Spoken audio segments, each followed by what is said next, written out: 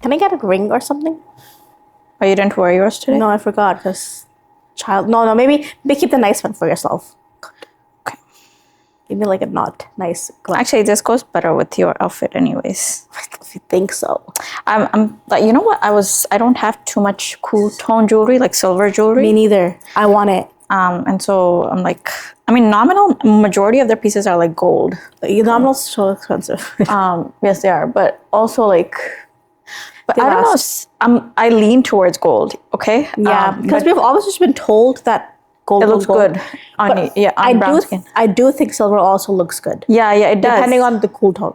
Yeah. So today, like, I mean, for our other episode, well, technically today, I was wearing the white and blue, right? And I'm like, yeah, there's no way like gold jewelry is not gonna look nice, but I didn't have anything like silver. We should just go shopping one day, man. So we should. I offered that to you yesterday. I wanted to take you to the mall. She wanted to go shopping with my 2 kids at their nap time. Well, you had a choice not to bring your kids. You are the one that said bring. She told me to not send Kareem to daycare. No, I thought at first if it was just Yusuf, we could have gone. Yeah, we could have maybe. Let's go shopping one day. Yeah. Let us know if you guys know of any good brands that have silver jewelry. Like, we don't want anything too crazy pricey. You know what I want? Have you come across the brand Zevar? No. Okay. Oh my God, I gotta show you. Okay, so it's like this South Asian brand? Yeah, I think it's South Asian Pakistani brand or something. But they're pretty much making jewelry like pandan type looking jewelry, but it's actually like it doesn't sound. It sounds weird, but look, hold on, I gotta show you guys. I really want their jewelry. It's like obviously we can't wear like the choker and the bracelet and stuff, but the rings. So interesting. Yeah, they literally have like a heart ring that like a pan leaf shape. Yeah, that. This is then like it's rooted in culture. It looks cool. It looks. The silver doesn't look too like a tarnished silver though. I mean, the heart one doesn't, but the other ones. I think it's my hijab. I think it's meant to kind of look like that. What happened to your hijab? I thought the camera. God, don't scare me like that. No, the magnet. This is why I don't like magnets. Yeah, I don't know. When it comes to earrings, like obviously, like earrings don't show these days. Like with hijab and stuff. Yeah. Also, like I don't like doing those hijab styles with like earrings out and stuff. It just doesn't. No. You know how like girls do those. Like they tie their hijab properly, but they pop the earrings up. I can't do that. Yeah, it doesn't look on everyone. Yeah, exactly. So, like that's out of the picture. But I would definitely want some rings and maybe like a nice bracelet or two. That's like silver. I don't know. Well, look, I'll keep an eye out. But let's jump into the episode, you guys. Welcome back to our channel. Episode 10, finally. Yay! I do want to say I'm so proud of us for being 10 episodes in. I know like it's just 10 episodes. It's a big deal, guys. It is a big deal. We are both mothers. We are both working mothers. We have people to take care of the kids at home right now, alhamdulillah. But it takes a lot to come and do this. And yeah, just also like make it a norm to celebrate your small wins. Yeah. So. Yes. Yeah. But yeah, today we have a really, really exciting episode where we're just going to be talking about a Pakistani drama. And you guys already know the title, but we're talking about Kafeel in specific. I'm so excited for this. There's so much to talk about it. So much to talk about. I wore a Desi attire because I wasn't given the memo. I know. I should have called you. And I'm so mad. I'm so sorry. It's okay. But I do feel like, okay, let's not go into the Desi attire part. But I'm really excited to talk about this because this drama is hitting home. Yeah. And it also has like a lot of buzz right now. People are watching it. Yes. So many messages, so many great messages, so many great actors and acting and everything good going on in this drama. So kudos to the team for the production and everything. But do you want to talk about what the drama is about? Just like an overview. Oh, also, there are going to be spoilers in this episode. So if you haven't caught up or if you haven't watched the show and you don't want spoilers, go catch up and then watch this. Yeah, because there will be spoilers. But do you kind of want to give a rundown? Yeah, sure. So the drama basically is about a woman, going through an arranged marriage with a guy who's not able to provide for her financially, emotionally, mentally, in any way, shape, or form. And she sticks through it. She has kids with them. And eventually, it finally gets to her. And she is asking for a Khala, which is divorce. Yeah. But it's also showing two time frames. Yes. Yeah. So like that's one time frame. Like from when she was a young girl, and now like they're in the time zone where she has kids, and like it's also showing the impact of that toxic relationship on the kids, which a lot of dramas don't do, by the way. They kind of like circulate around the couple and the in-laws, and that's it. But I love the fact that they are showing how it affects the kids, because you need to show that, and you need to see that, and how the kids are actually taking a stand for their mother and themselves, which is also so refreshing to watch. But yeah, the pushback she's still getting despite everything that she has gone through from the women in her life. Yeah. And so, that's essentially what the drama is about in a nutshell. Yeah. Okay. Let's break this down. So I actually, before the leap, I didn't watch every single episode because I wasn't watching this episode as it was airing. I watched it like after a few months or weeks had passed. So I didn't watch like 100% of the episodes before the leap, but I know the gist of it. I've seen like reels and whatnot. But let's break it down to like the each time frames, right? Yeah. So when she does get married, it really shows. It's doing such a beautiful job. It's showing like her journey of being just a daughter in her parents' house. Just being a girl, like falling for a guy, like having that feeling. The other guy she falls for. Yeah. It shows that girlhoodness, and it shows like, okay, like now I'm married. Like it, you can see the shift in the character when she gets married and she realizes that, okay, this is not going to be a good marriage, and she goes from being a soft woman to like shuts down. She shuts down, and then she goes into her masculine. Because she's a provider. Yeah, it's incredible. Yeah. Also, Sanam said, great job at the acting that you're doing in it. But then a really great example of a male in that drama is her father. Yeah. So in this drama, when she was... No, also, can we just talk about why she was forced to marry the guy she married? Oh, yeah. So in the drama, pretty much the mom's friend has her brother that she's looking to get married to. And the mom knows that her friend is like well off. So she thinks like, oh, the guy's obviously going to be well off. The daughter's going to be happy, whatever. And then the rishta comes. But then... they didn't do their due diligence to check. Yeah, because like, I know this. I know for the this, guy himself. Yeah, I know his sister, so she's well off, so he should also be well off and responsible and whatnot. But also the whole rishta thing came across only because a guy showed interest in her, and she was starting to feel some sort of a way. Yeah, so the mother finds a letter. Yeah. That a guy that she met briefly at a party like showed, and then she freaked out. She's like, oh my god, she has a guy. You need to get her married off, which is pathetic. Crazy. But it's also so common because it does happen. Yeah, we have seen it happen. And then she pushes her into this marriage, and then that marriage was not good for her. But while this is going on, it showed a really great example of the father, like how a father needs to be. Yeah. Because usually, like, obviously, like, divorce is still a taboo and it's still stigmatized in our community. Yeah. And we see this from men and women a lot of times. But the show showed that the father is actually the one that pushes her. Yeah.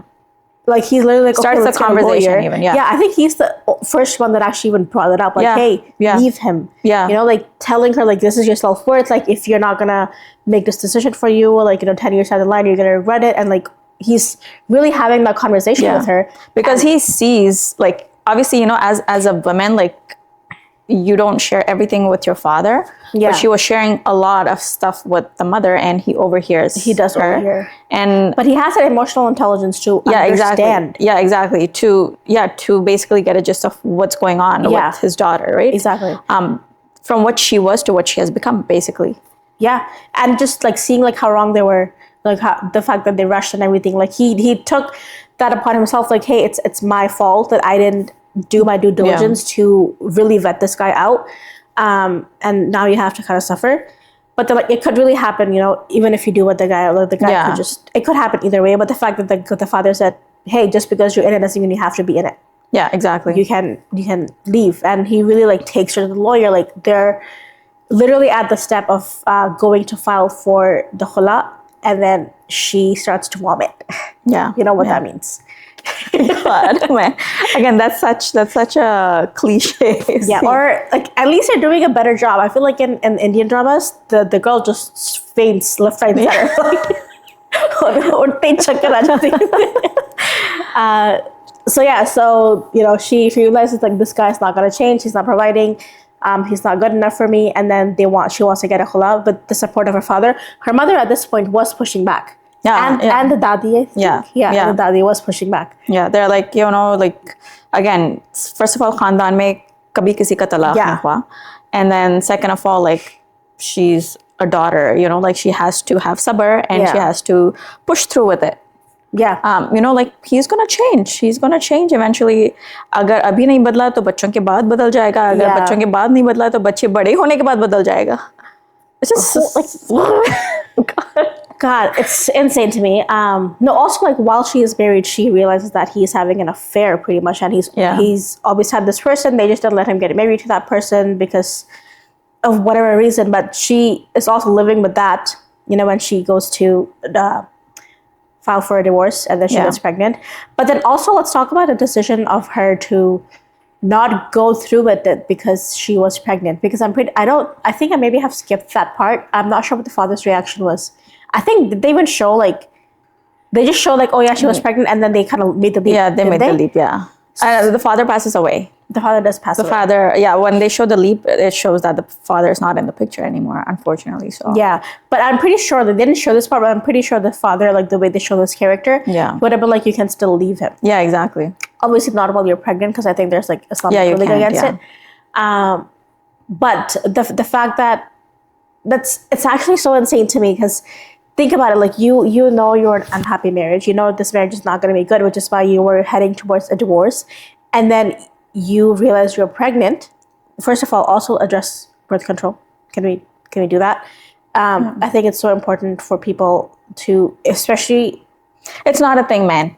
But especially in arranged marriages, I feel like women are not even like spoken to about this. Women are just like, it's like, oh, why are you using birth control? No, but I think from the background, the cultural background they're showing it from, like, I don't think the topic of birth control would ever come up because... No, definitely not for them, but I feel like for now, in general, yeah, I feel like for people still need to... Girls need to think about birth control, especially if you don't know what kind of a guy you're marrying. Just make sure that you get to know who you're getting married to. Give the first couple years at least. Yeah, because things get hard. Once the kids are in the picture, it gets messy. Yeah, then the woman like brings up all these reasons. I don't want to say excuses that, like, oh, I have a kid in the picture now. Not just the woman, everyone around her. Yeah, like, like you can't break a family, you have to push through with it and, like do it for the sake of kids. Yeah. Do it for the sake of kids. Which she does. Yeah. So she has one and kid. she ends up having 4 kids. I was like, oh wait. God. Oh no. Okay. No, but also freaking hell. Okay, talk about the fact that this man that she marries has a love interest that still shows up after he's married. Yeah, because she doesn't know, like she thinks like he is some different guy than he actually is. No, like the man that she married, like he has another woman that he loves. Yeah. After he's married. Yeah. And she shows up at the door and she meets his wife who is the girl. Yeah. And I'm like, wow, man. The whole stereotype of for a them man like, being able to do whatever he wants, even if he's married. Because the way they frame it is like, he only meets her like once a year when she comes back from wherever, like in the States or whatever. And his family knows about it.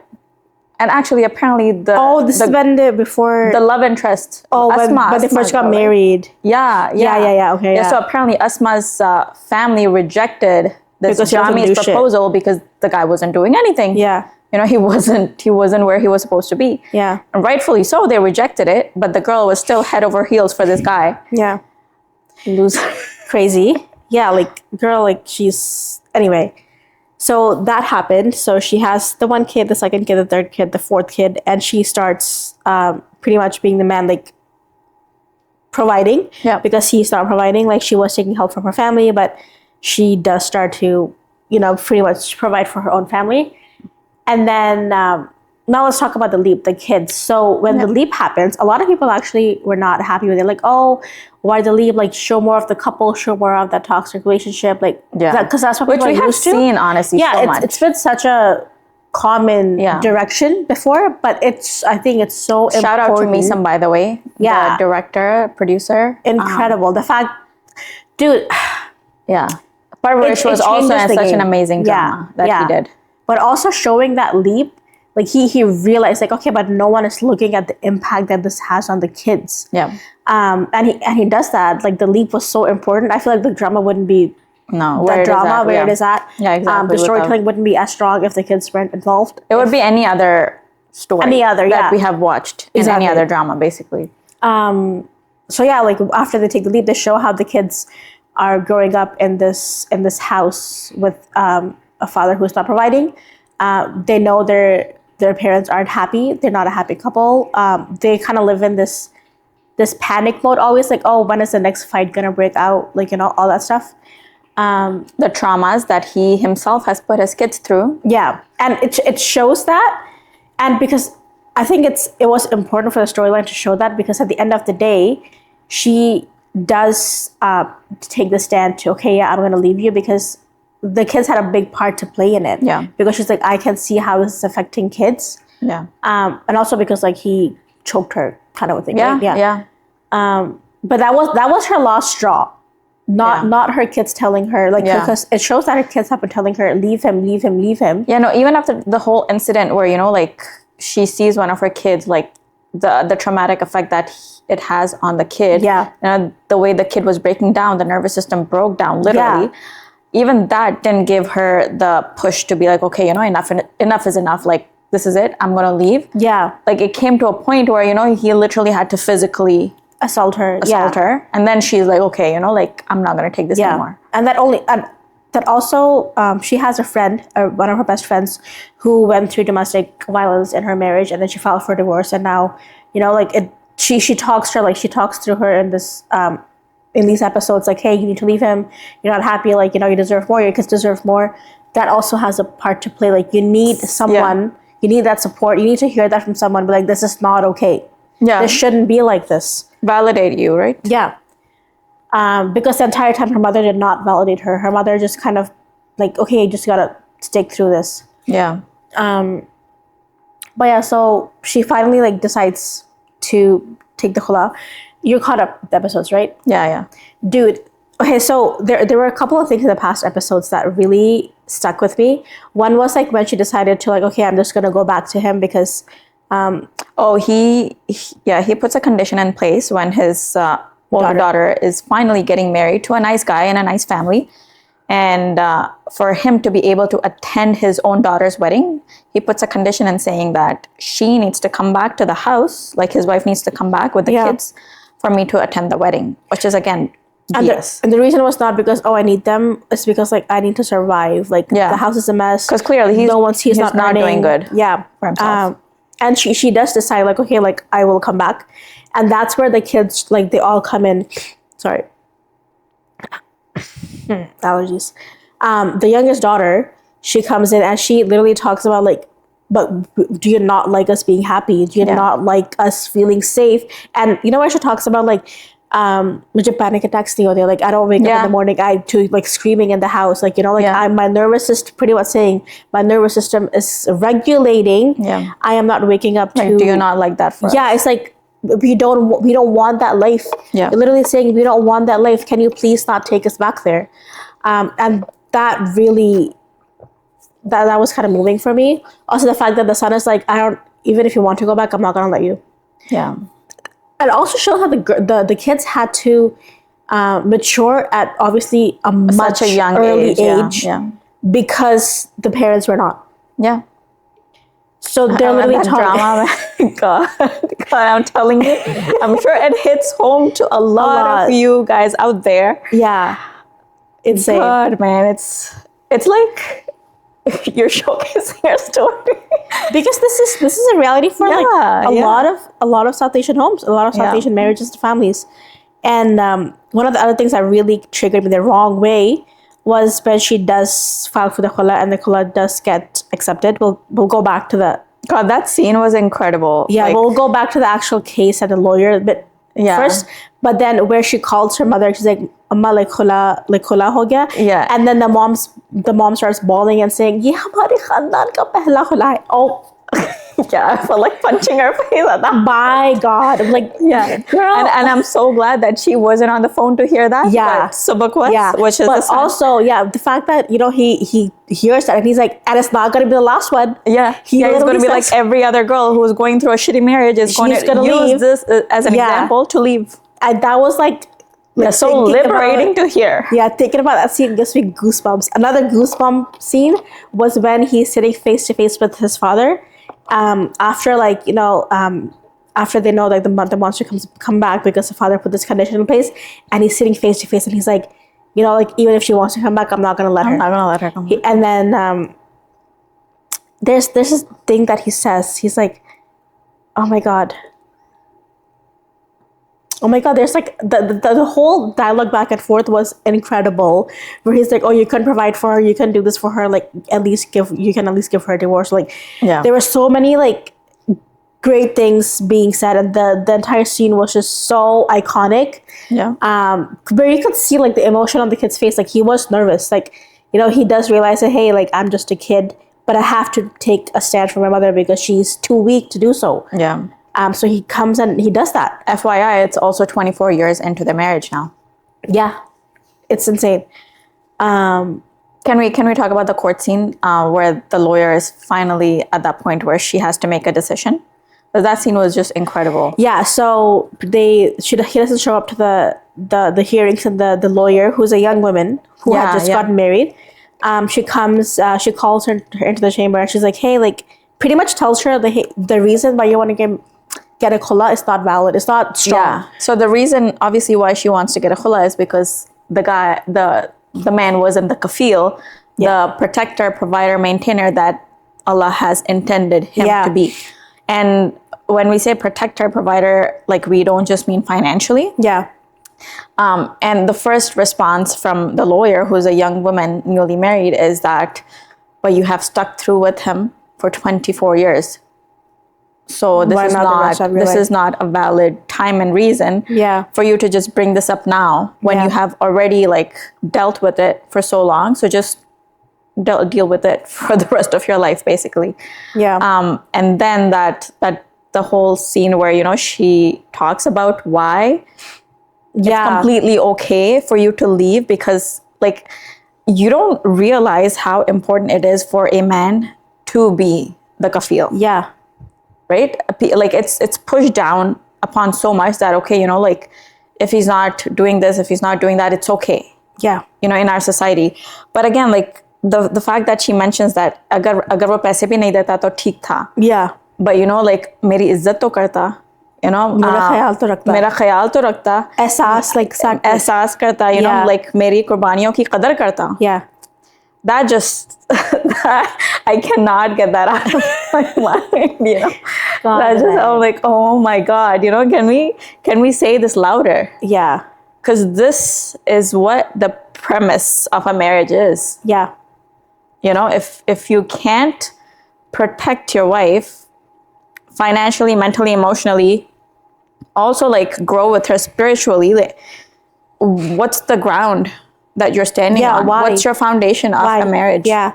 The one thing that was, it kind of stood out to me with the lawyer thing, because like looking at it from the law's point of view, the reason why there's a whole process in place why they kind of have to like see like, hey, is this valid or is this not? Because they don't want the society to just be full of divorces, and like they're looking at the society. Okay, that's again, like also divorce is not something that's encouraged in Islam either. But again, Allah has left it as a choice if and when needed. Yeah, exactly. But we have kind of used divorce as like the last step. People use the whole like, oh, if you even mention divorce, the throne of God shakes. So you can't. You can't do you it. shouldn't bring it up. And it's also the extremes to which our society puts it on is like, oh, like, is he being physically abusive to you? Is he like drinking? Is he doing this? Affairs. Is he doing that? Like, if he's not doing any of that, he's still okay. Yeah. Like, even if he's not being the provider that he is, and he's not doing anything else, like, you still should be putting up with that marriage. Yeah. Which is so wrong, by the way. Yeah, it's definitely it's such an incredible topic. There's so many messages that are being brought forward. But then again, like, it's just I'm thinking about the kids, man, because what, like, they have gone through so much. They have lived like multiple lives. Pretty much, they had to grow up at an accelerated pace because they had to be like emotionally mature and whatnot. And there were so many scenes, like when she's a young girl, like the daughter is a young girl, and she has a breakdown in the kitchen because she thinks like she's hiding the knives because she thinks like, oh, the father's gonna get angry and he'll use this knife to like hurt you or something. Like, it's crazy. It really shows the impact an unhappy marriage, an uncompatible couple has on the kids, because this is not good, and they will carry that. They will have to work on it, and they'll have to carry it in their lives and their marriages. Let's talk about Subak. The fact that he, there's a girl who is interested in him, and she's coming from a good background, financial background, and he's like, he has that inferiority complex where he's like, I'm not good enough for her. He's like, my life is never going to be good enough. I can never match up. And she can't put up with that. Yeah, and she's like, he does like her, but he doesn't want her to bring her into his life because he has to like, oh, but I've lived this. My reality is like, he doesn't even have that hope. The fact that he can't even see past his reality and be like, my reality can change too. His struggle, because technically the girl that's interested in him also were in the same situation like they were. I guess they were neighbors before. Yeah, but now obviously they're financially well off. But then for her, that girl, like the parents had a good marriage. She never saw an unhealthy marriage. But he did. Which also plays a part in why he thinks that way of himself. He's like, I am just gonna have to like stuck like picking up the pieces pretty much my entire life. And because I won't be able to provide for her the way she needs to be provided. Yeah, and he can't see past that. That also comes from like seeing his father. It's like, because he sees that his father did nothing, not even the bare minimum. Yeah. Now the expectation on him is like, I need to be able to do X, Y, and Z and beyond, because I never saw that in a marriage. And like, how is this girl who's used to the luxuries of life gonna be okay with me just starting up? Please on that. That, and also the fact that the mother herself doesn't take it upon herself to... She doesn't advocate for the kids. Yeah, exactly. To advocate for her son. Who's feeling that about himself. She basically just listens to him, and she's like, okay. Yeah. She's like, because she doesn't evaluate the herself. other scene where the Khala steps in, and she's like, no, this was your place. Yeah, exactly. To, say that, no, this is like, if she's interested in you, then you are a good man. Yeah, he's like, why didn't you say that? There's nothing wrong with you. Exactly. Like, why couldn't you say this to him? And when the Khala told her off, like, you haven't learned anything in 24 years? Yeah, exactly. It's because, like, I'm not gonna let him be the same person that you were. Yeah. That scene was also incredible. Yeah. The way Khala took a stand, because the mother couldn't. Yeah, because it's like she's numb. Yeah. And I feel like in the entire show, she really doesn't take a stand for the kids. Yeah. She doesn't advocate for the kids. She's there for them. She wants to like support them and like, it comes back like, oh, but I'm already doing this for you. Like, I'm financially providing for them. I'm being there for them, and they go through these breakdowns. So for her, that was good enough. Yeah. For her, she's like, maybe we can just stick to this reality. But God gave her that wake-up call, like, hey, like, maybe I need to leave only because of the support of her kids. Yeah. Also, that scene where the oldest daughter, this is like post the khula process, no, pre-khula process, where the older daughter is sitting and the father comes to her and asks for money. That was another thing that, like, I'm sure hit home to a lot of you guys too, where the father can't provide financially whatsoever for the wife or the kids. Yeah. And the kids are working hard themselves and earning at a very tender age. Yeah. Where they should just be playing around, just living life and being kids and studying. And the fact that the father is coming and asking for money from his own child, instead of taking that responsibility upon himself and be like, no, like I need to be the one providing. Yeah. And the way that she tells him off was also so liberating to see that, like you should be the one giving me money. Yeah. You shouldn't be the one asking for it. Yeah. Because it really puts you in a place where like, oh my God, like I've got no one to watch over me. Yeah. Like, because the mother's already going through her struggle. And, unfortunately, a lot of these conversations are never had with the men who are in those shoes where they're not the kafils. And no one dares to tell them off or be like, or hold them accountable, let's say. Yeah, because again, it comes back to like, if you're not hitting her, if you're not cheating on her, if you're not like drinking alcohol and stuff, then you're still, what is the word looking for? You can still survive in that marriage, pretty much. The other scene that I really liked recently was the one between the man and his sister, Farzana. Yes. Oh, that was a really good one. It was. God, she was the one who was gaslighting the situation left, right, and center, first of all. Yeah. No, it kind of, because the way that the show has been going is like you see him as a villain. You feel no remorse for him. You're like, okay, like he deserves everything bad that happens to him.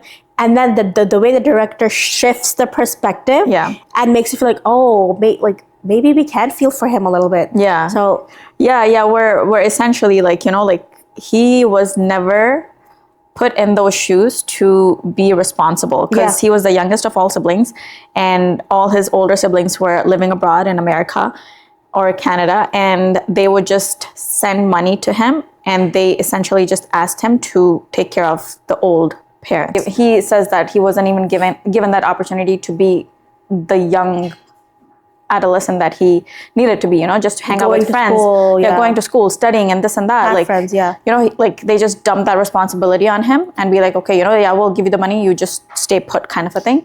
So that didn't shape him. Yeah, like he said he was never taught how to be a man, which is kind of eye-opening. And the fact that he mentioned that, like for me, it didn't feel wrong to even see that the woman is providing. Yeah, he was. Like it never dawned on me to be like, I have to be the one who has to provide. Yeah, but again, kind of goes back to like the childhood matters. Yeah, and you need to put that instill that responsibility in men from an early age, because it does reflect in their marriages. And the fact that Farhana Baji is back and she's trying to reconcile them. Yeah, and be like, "Par ab kyun Zeba?" Like Jami sudhar jayega. Oh, like, even at this point, the freaking she's delusional. Not even that, but even when the mother is like, oh, like you don't want to get remarried, so why do you even want a divorce? Yeah, like, that's insane to me. Like, you can't choose peace for yourself because you don't want another husband. Like they're just looking at us like you don't want someone else, so why do you stick with this person? Yeah, because you need a man somehow. Yeah, he's like budhape mein tumhara sahara banega. Yeah, and the fact that she says, ab tak humne kabhi baitkar ek dusre ka haal nahi pucha, baat nahi ki, like hase nahi. Like, what's the guarantee we're gonna do that in old age? Crazy. Like crazy. Yeah, like mind blowing. Yeah, the whole drama, the narrative, the dialogues. If you guys haven't watched it yet, please watch it. Please do watch it. There are a lot of things being touched on in that drama which we needed to see. Yeah. And the direction is just incredible. The actors are incredible. And I think it really gives the message out. And the young audience is also doing such an incredible job. The young actors. Yeah. But we've been loving this drama recently. So let us know which other drama you're watching that we should maybe watch that we haven't already been watching. Also, Parvarish was by the same director-producer. So if you haven't watched that, please watch that too. Yeah. I love how he's like really bringing the whole younger generation into these dramas. And he's bringing that narrative because it's missing. It is missing. From the dramas. But yeah. All right. Hope you guys enjoyed our commentary on Kafeel. Yeah. But we'll catch you guys in the next one. Bye-bye. Bye.